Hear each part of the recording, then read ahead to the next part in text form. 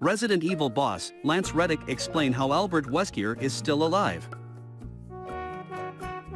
Netflix's Resident Evil series, which dropped all 8 episodes on Thursday, centers on Dr. Albert Wesker's creation of the pharmaceutical drug containing the T-virus and the apocalyptic aftermath it creates 14 years later.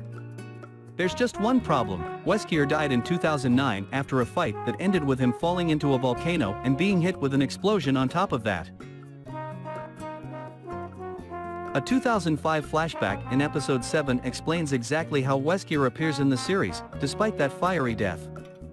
The diabolical scientist actually cloned himself in a bunker in the Arklay Mountains, creating Albert, Bert and Albie, who are much nicer versions of him. But when Umbrella Corporation's CEO Evelyn barges in on his experiment with her soldiers, Wesker tries to get rid of the evidence, killing poor Albie in the process, before fleeing. As Lance Reddick, who plays Wesker, notes, the Albert that we see in the show is a clone of the Wesker that died in the volcano. The menacing, shades-wearing figure in the flashback wearing the black trench coat is the real Wesker, who is still alive, at this point in time, in a bunker with his clones that he's created. He figures, if I'm great, more of me is better. I could get more scientific breakthroughs faster, Reddick explains. He doesn't want to change the world, he wants to take over the world. The character is a complete megalomaniac and a pure psychopath. The decision to use clones as a way of bringing Wesker back was an easy one for showrunner Andrew Dabb. Clones have always been a big part of Resident Evil.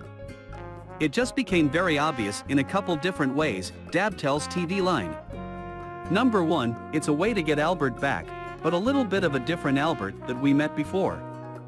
The second thing is, this show is very much about parents and children, whether it's Albert and his daughters, or Jade and her daughter, but also the original Wesker and his children because they were raised by him. Twins Jade and Billy are shocked when they find out that their father Albert is a clone after Bert pretends to be him and gets unusually violent over Olive Garden's unlimited breadsticks. They soon realize that their dad is not who they thought he was. They now know who he is, Dabb notes, and if you walk out like, oh my gosh, my dad was this horrible guy. My dad was Hitler, and I'm a clone of Hitler. What does that make me? I think that's something that Billy and Jade are struggling with, too. Someone like Albert, he would argue he's not like his dad at all. But as the show goes on, you start to see maybe he's a little bit more like his dad than we thought. In the finale, Albert sacrifices himself by setting off an explosion in the Umbrella Lab to help his daughters escape after Billy was revealed to have been infected by the T-virus. That leaves Bert, who was seen driving off with Billy and Jade in 2022, the last standing clone as far as we know. What did you think of Resident Evil? Grade the finale below, and then let us know your thoughts in the comments.